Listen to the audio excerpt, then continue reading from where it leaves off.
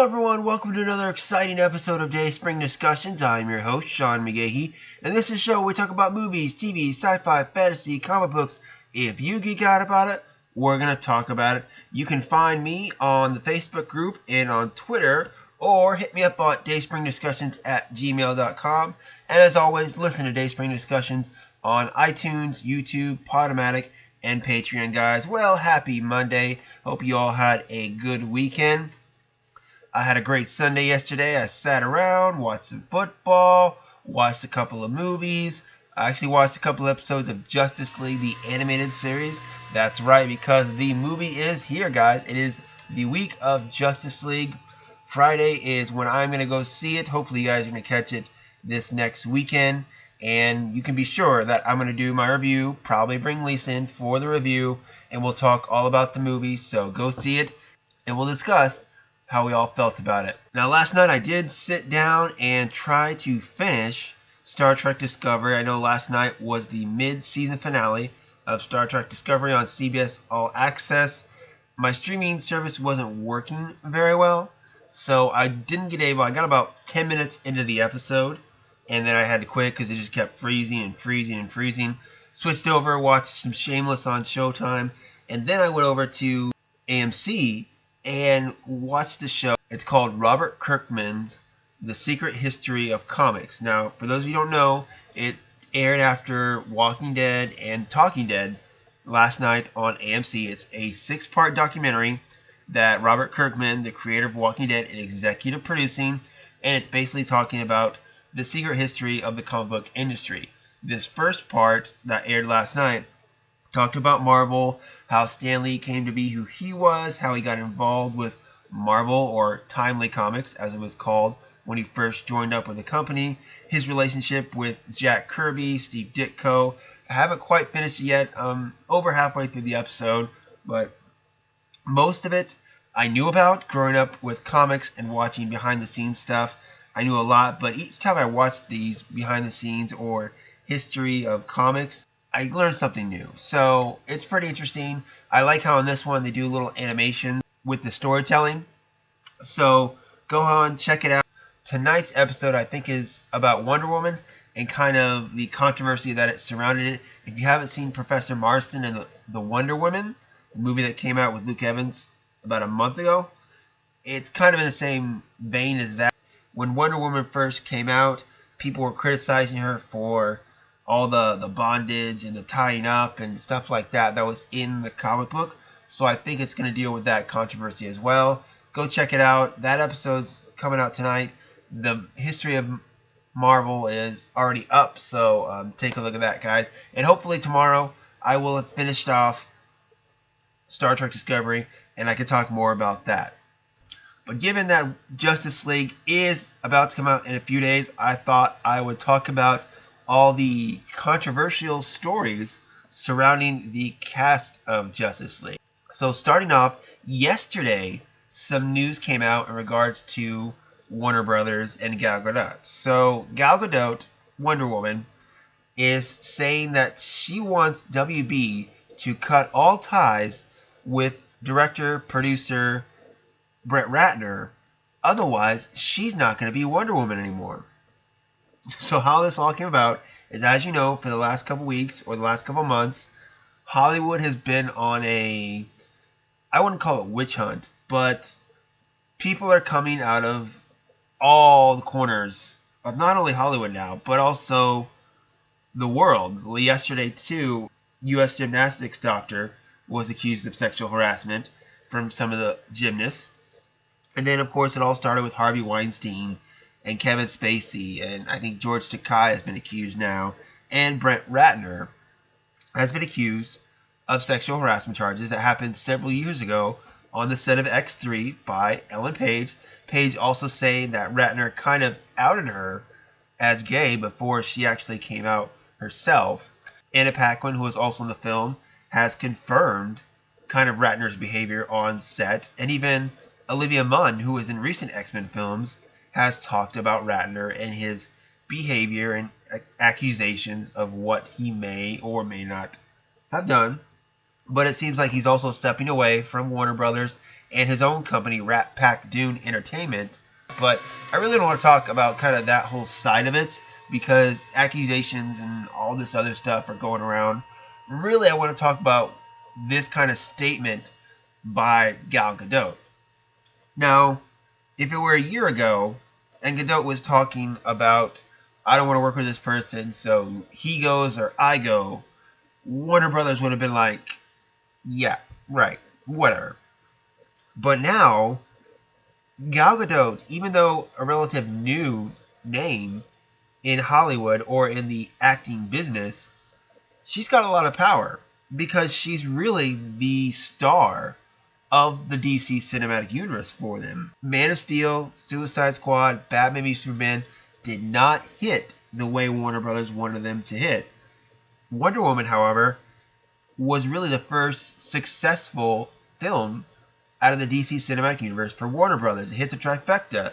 It did good financially, critics liked it, and audiences liked it. So really, that's the signs of a successful film. Even in the Justice League trailers, you can see that Gadot is kind of more front and center than she would have been if Wonder Woman wasn't such a hit for them. I think if Wonder Woman was a mild success rather than the big success that it became, you would have seen Ben Affleck's Batman be more front and center, but that's a story I'm going to get to here in just a sec as well. Now, I have stated in the past that I did not like the Gal Gadot casting of Wonder Woman all those years ago. A lot of people were on my side. I totally understand. I mean, to me, I think we need a little more experienced actress to play such an iconic role.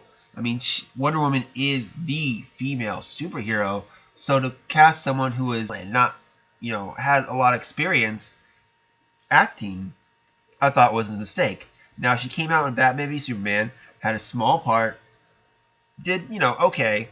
Then she came out in Wonder Woman. I was still very worried about her.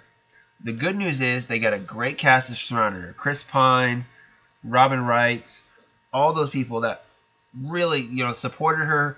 And I think she did okay. I don't think she did great. I think she did okay. I think it was the performances that she was surrounded with that helped elevate her and the film to be as good as it was. With her now, sure, I'm not a 100% fan of her acting abilities, but she is Wonder Woman. She's done an okay enough job, in my eyes at least, to where, yeah, let's have her stay. And she's been in 2 films now, been in successful film for Warner Brothers, and now she has power. So it's just interesting to me that someone like her and her status in such a short time has got so much power now to where she can say this kind of stuff. Again, I don't want to go into too much about, accusations and who I believe and who I don't believe, but the fact that she can use this leverage to make things better and to help straighten the path in Hollywood, I think is great. I think it's just, really cool that she can do that, despite how I might feel. I just find it interesting that a year ago, Warner Bros. Would have brushed her off, but now, after the success of Wonder Woman and what she means to the DC Cinematic Universe going forward, she's got the power. I find it interesting and a little bit funny. Speaking of interesting and funny, last week Ben Affleck and the cast of Justice League was out doing press for the film. He was in an interview with Jason Momoa and Ray Fisher, who play Aquaman and Cyborg in the film, talking to Extra TV. Now, of course, he was asked a question about playing Batman that he's been asked for a year or two now, and there's been a lot of controversy surrounding whether or not he's going to come back, because according to Warner Brothers and DC, Ben Affleck is their Batman for the foreseeable future. But all the other rumors we've been hearing from other sources, from other people, saying that he's not. He's once out, and he's not going to be Batman for too much longer. So Extra TV asked him a question about if he's going to be Batman at post-Justice League. And he said, quote, "I don't know about that. We'll see what the future holds." So there he is, fueling more speculation about his future as Batman. And if you guys want to go online and look at the clip, it's kind of the way he said it. It was like very tired and nonchalant. Now, it could be he's just tired of getting asked this question. I'm sure he gets this question every interview he's had for the last 2 years. But really, can you really blame the press? I mean, if everything was fine, then they would just move on. The fact that it's still controversial and the fact that it's still up in the air still makes it newsworthy. So if Warner Brothers in DC would give us something legitimate and not say everything's fine when we're hearing rumors that everything's not fine, I think they'd stop asking that question. So this whole story started 2 years ago or so, maybe, no, a year ago or so, when they were talking about the Batman solo film that was coming out. Now, people assume when Ben Affleck, who had just won Best Picture at the Oscars for Argo, was cast as Batman, people assumed he was getting more out of the deal. This guy is a good director, coming up, we know he can write, so people assumed there was more to the deal than just playing Batman, and people hoped that he would help write and direct the Batman film that was coming out for Warner Brothers within this DC cinematic universe. So time passes, and we come to find out that the script that Ben Affleck wrote, Warner Brothers was not using. A little more time passes, and we come to find out that they got Matt Reeves, who directed War for the Planet of the Apes, to direct, and not Ben Affleck. And then rumors started to swirl around that maybe there was a bit of an issue between Ben Affleck and Warner Brothers. People that were close to Ben came out and said that they don't think he's going to play Batman anymore for too much longer. And then the whole Comic-Con storyline came out, which is a couple days before this year's San Diego Comic-Con. A source came out and said that no, Ben Affleck is not going to be Batman after Justice League, and that Warner Brothers is looking for a way to replace him. Now, this is a couple days before the Justice League panel at Comic-Con, which they want people to be excited about. And I get the idea of why they're possibly covering it up. If you told people that Ben Affleck or Batman wanted out of the DC Cinematic Universe, you would put a lot of doubt into Justice League film, and it might not do as well. So I understand why they want to keep it in wraps. I understand why at San Diego Comic-Con, DC and Warner Brothers and Ben Affleck himself were saying, no, I'm Batman, I'm Batman. I totally get it. But come on, guys. Quit lying, okay? When you sit there and say everything's fine, everything's fine, everything's fine, but all the other noise is saying everything's not fine, somebody's lying. With that, you got to think, okay, which person is profiting more if they were lying? And in this case, at least in my instance, I think it's Warner Brothers and WB. Because, again, if Ben Affleck came out and said, no, I'm not going to be Batman anymore because I want out, people are going to have doubts about Justice League, about the DC Cinematic Universe, and that's going to hurt Justice League's box office. I mean, even if it's just a fraction of hurt, it's still going to hurt them because it'll give doubt into how good the film is and how Warner Brothers is running the DC Cinematic Universe. Not that they shouldn't have doubts already about it. I understand the cover-up, but this just adds fuel to the fire. You know, I think Ben Affleck, too, maybe he was tired after a long day of interviews, and, you know, he's probably tired of getting asked that question. That's totally one of the possibilities as well.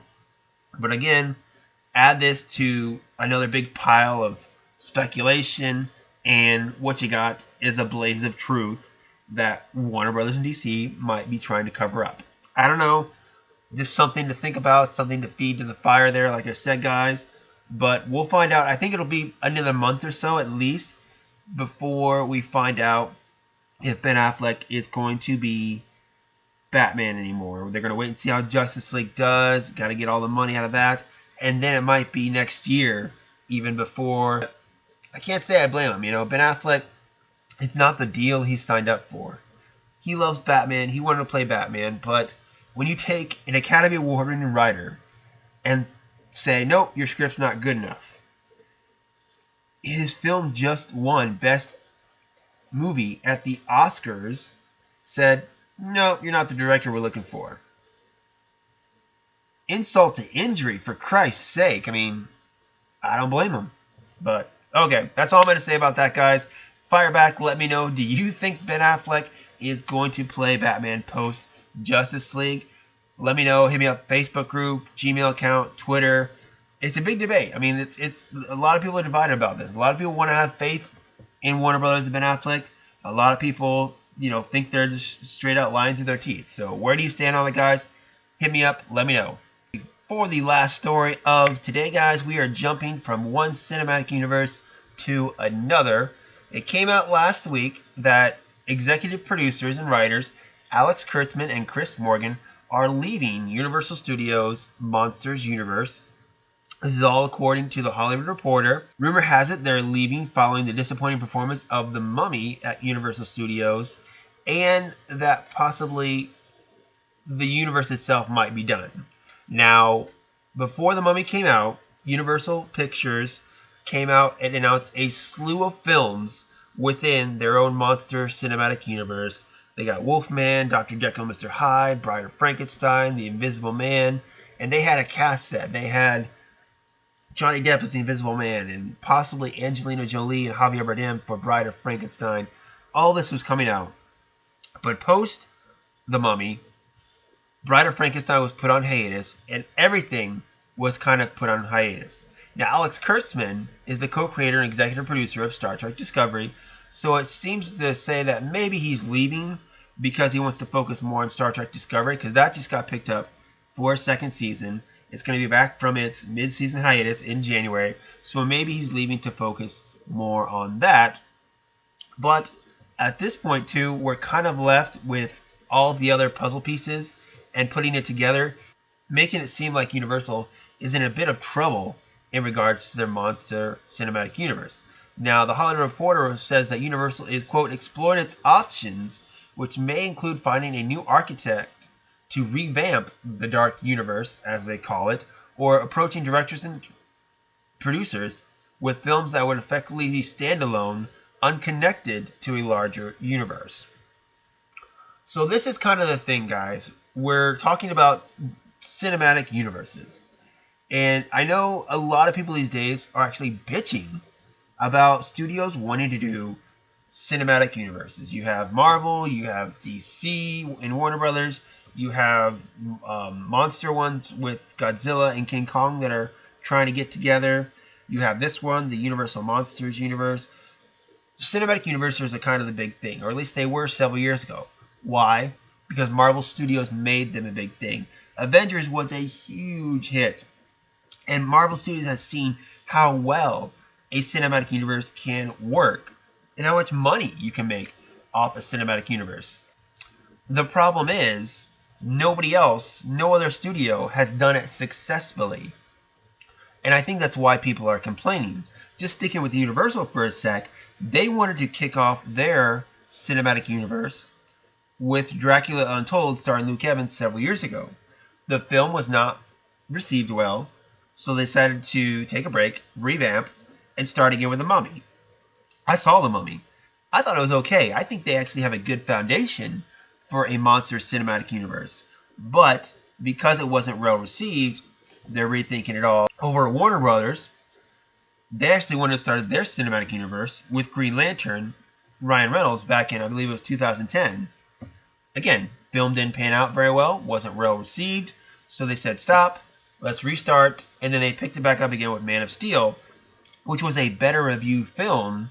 So then that's why they continue with Batman v Superman, Dawn of Justice, Suicide Squad, Wonder Woman, and then we got Justice League and Aquaman coming out right now, as well as others. But Man of Steel is divided.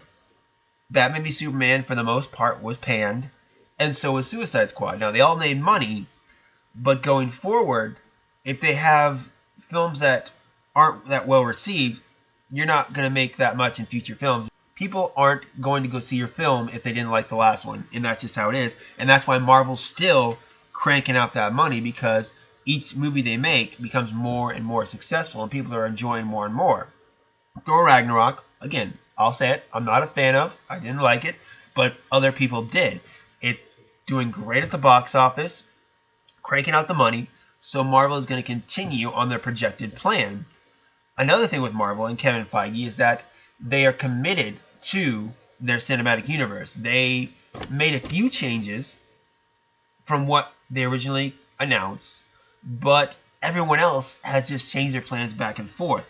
Warner Brothers and DC has announced so many films that aren't going to happen or haven't happened, or they said no longer going to happen. It's just, they make so many announcements you don't know what to believe. Again, Universal Monsters, they have one little hiccup, and now they throw everything off course. It's commitment, really. Now, again, like I said, people are getting sick of cinematic universes, but they're getting sick of them because most of them aren't good.